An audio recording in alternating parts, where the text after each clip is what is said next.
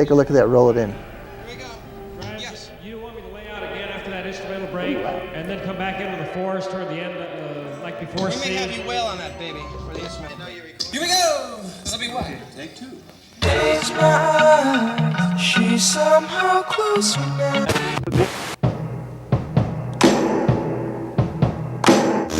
Darker shame, darling, darker shame.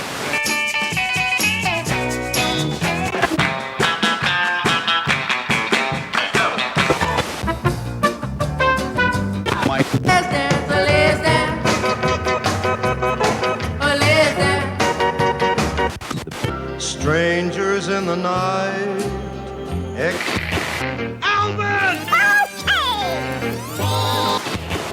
KHJ Los Angeles. 5:00 in Los Angeles.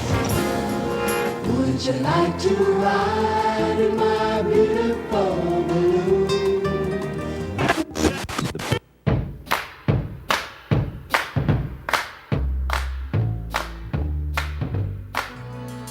The Wrecking Crew was the focal point of the music. They were the ones with all the spirit and all the know-how, and especially for rock and roll music.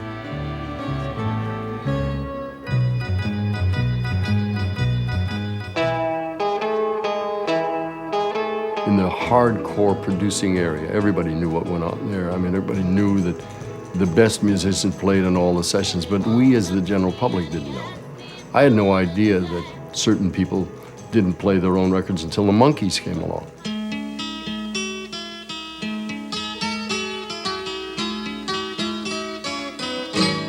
They played so well, and they played so well together. I think they were so into that. They all respected each other, and they all would sit and, talk in between takes and hang. I mean, it was a social event for these guys too. Now there was Cher, and actually maybe people don't know that she was background singer on the Ronettes and Phil Spector records of the early 60s. Yeah, she was just a kid. She was like 16 when she was going to the studio. Because Sonny was Phil's gopher. Yeah. Yeah. Yeah. So, let's take a look at the third cut on that DVD we got from Denny Tedesco, parts of the Wrecking Crew movie. There were some purists, like there is in every way of life. Some people will not compromise. Not that they couldn't, they wouldn't most of the time permit themselves to, they felt that they were at a certain level and playing rock and roll was perhaps a little bit beneath them and they didn't want to get into it, whereas our guys, we welcomed the rock and roll. I had 3 kids to earn a living, and that's it. And the money was important to pay the rent. And so I did what all the rest of the guys did.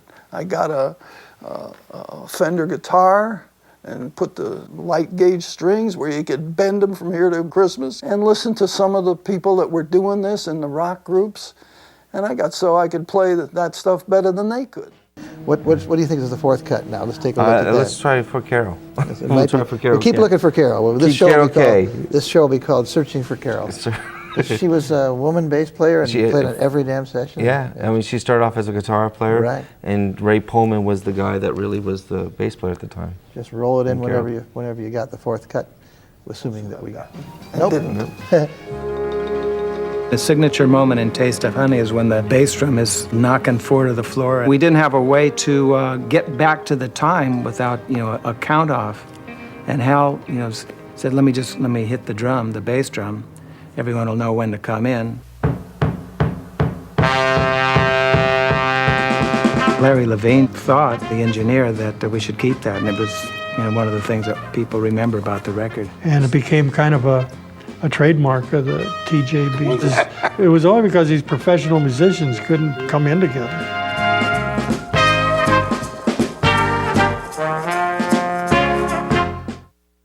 Let's take a look at another roll-in from the Wrecking Crew, Denny Tedesco's fabulous new documentary. Okay.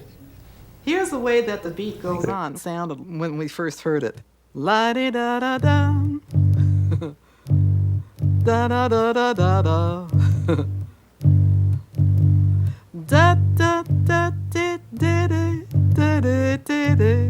I thought, uh-oh, we need to pull a rabbit out of a hat for this one. It was our job to come up with riffs and stuff. So About the third line I came up with was da-da-da-da-da, da-da-da-da-da-da, you know. And Sonny loved it, and he gave it to Bob West, the bass player, to play it, and both of us are playing it throughout the tune. And without a good bass line, the tune doesn't pop, you know, it doesn't snap, you know, like a big hit record. The beat goes on. I've always said they put notes on paper. They put notes on paper. But that's not music. You make the music. What do you do with the notes? What do you do with the charts? What do you do with the chords? Other than that, they could call a union for a guitar. That's right. So it's what you put into it.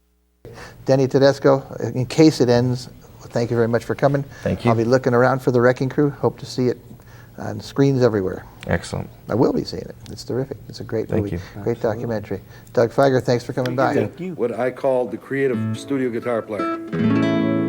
About a year ago, I got the call to do a John Denver special. It was John Denver in Mexico, and they wanted he was on a fishing vessel, and they wanted some Mexican music, so I gave him this.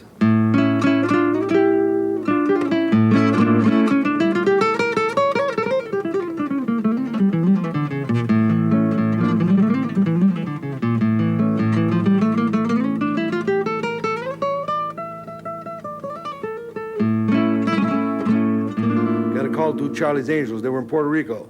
They wanted Puerto Rican music, so I gave them this.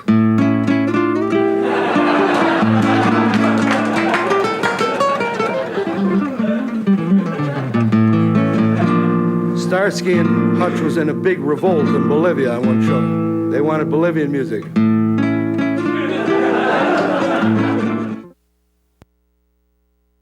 That was pop, huh? That's very good. Cool. All right, well, we got Darlene Love on the CD queued up, and that song is Fine, Fine Boy, one of the lesser-known Phil Spector songs. It was a hit. You know, there's no songs with art in them, so I had to go for Fine.